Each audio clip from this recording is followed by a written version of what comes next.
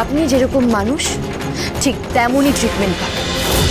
তুমি চাও আমি তোমার শ্বশুর বাড়ি গিয়ে সবাইকে সবটা বলে ব্যাপারটা ঠিক করে দিই, এরপরে যা করতে হবে সেটা তোমাকেই করতে হবে, তোমাকেই সামলাতে হবে। ভালোবাসলে বা পছন্দ করলে একটা মেয়ে যেভাবে একটা ছেলের দিকে তাকায়, আমার তো মনে পড়ছে না আমি আপনার দিকে সেভাবে কোনোদিনও তাকিয়েছি। তারপরেও আপনার এত সাহস হয় কি করে? আপনি যা করছেন সেগুলো ভাবলেই না আমার ঘেন্না করছে।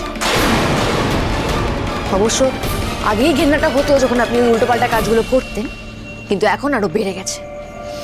শুনুন পিকলুদা, এই তো নামটা তো দিব্যি মনে রেখেছো।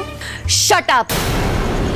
আপনি আমার সম্পর্ক কেন নষ্ট করার চেষ্টা করছেন আমি জানি না, তবে সত্যি যদি আপনি আমার ওয়েল উইশার হন তাহলে সমস্ত সত্যিটা আমার শ্বশুরবাড়ির লোকজনের সামনে স্বীকার করে নিন। নইলে আমাকে যদি একবার মাঠে নামতে হয় আপনি ট্রিটমেন্টটা কিন্তু সুবিধে পাবেন না। আর হ্যাঁ, আপনি যেরকম মানুষ ঠিক তেমনই ট্রিটমেন্ট পাবেন। আর সত্যি যদি আপনি আমাকে ফলো করে থাকেন তাহলে আমার ব্যাপারে নিশ্চয়ই জানা আছে, আর জানা না থাকলে রানী দেবরায় ঠিক কি কি করতে পারে একবার খোঁজ নিয়ে জেনে নেবেন। এতদিন বাদে কথা হচ্ছে, তাও শুধু রাগ করে যাবে? এই শুনুন, এসব ফালতু কথা শোনার না আমার কাছে সময় নেই। একটা কথা মাথায় রাখবেন, আপনার কাছে সময় খুব কম।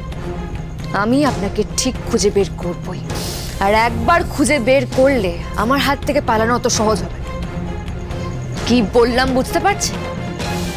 কাপুরুষ নরকে কীট একটা। তোমার রাগী মুখের কয়েকটা ছবি আমার কাছে আছে, জানো? রেগে গেলে তোমাকে আরো সুন্দর দেখায়। Shut up!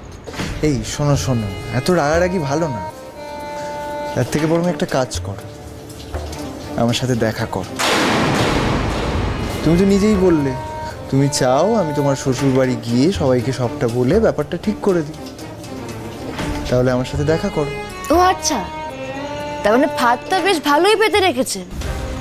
আমি আপনার সাথে দেখা করতে যাব আর আপনি আমার বাড়ির সবাইকে বলবেন যে আমি নিজের ইচ্ছে আপনার সাথে দেখা করতে গেছি, তাই তো? আর এইভাবেই আপনি প্রমাণ করে দেবেন যে আমাদের সম্পর্ক ছিল। আচ্ছা একটা কথা বলুন তো, এসব আপনি নিজে নিজেই করছেন নাকি আপনাকে দিয়ে কেউ করাচ্ছে? মহারানী, আমি কিন্তু তোমার জীবনে অলরেডি ঢুকে গেছি, আর আমাকে বের করার কোনো অপশন তোমার কাছে নেই। এরপরে যা করতে হবে সেটা তোমাকেই করতে হবে, তোমাকেই সামলাতে হবে। আমি তো তোমায় অফার দিলাম, চাইলে আমি তোমার সাথে দেখা করব।